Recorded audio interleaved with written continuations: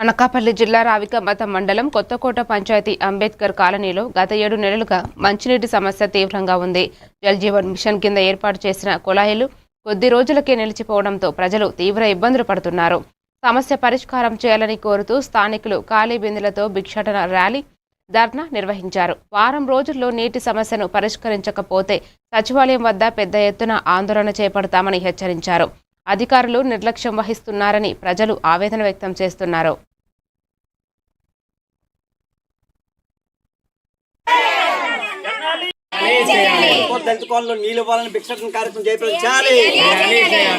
కొత్తకోట కేంద్రంలో ఈవో ఉన్నారు కానీ ఒక్కసారి ఈ గ్రామాలంతా సందర్శించే పరిస్థితి లేదు. అందుకోసం మంచినీళ్ళు కానీ ఇవ్వకపోతే రేపు వచ్చే వారం సచివాలయం వద్ద శాశ్వత పరిష్కారం చేయాలి. శాశ్వత పరిష్కారం చేయాలి. శాశ్వత పరిష్కారం చేయాలి. మంచినీటి సమస్య పరిష్కారం చేయాలి. జల్ జీవన్ మిషన్ ద్వారా 6 కోట్లు. ఎన్నాలి కష్టాలు ఎన్నాళ్ళు, ఎన్నాలి కష్టాలు ఎన్నాళ్ళు. పేరు కార్పొరేట్ శారద అండి.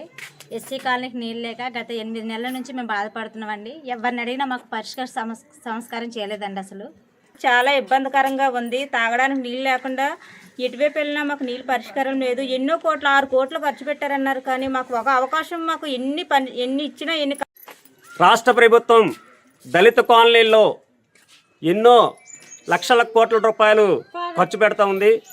కానీ నిరంతరం కొత్తకోట అంబేద్కర్ కాలనీ, అరుంధతి కాలనీలో నీటి సమస్య అనేది గత 8 నెలల నుంచి ఏర్పడింది.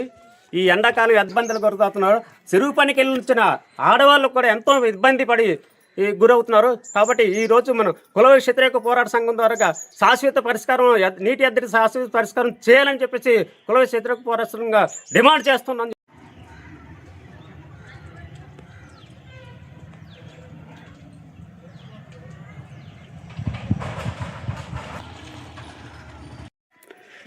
ఉండండి కష్టాలు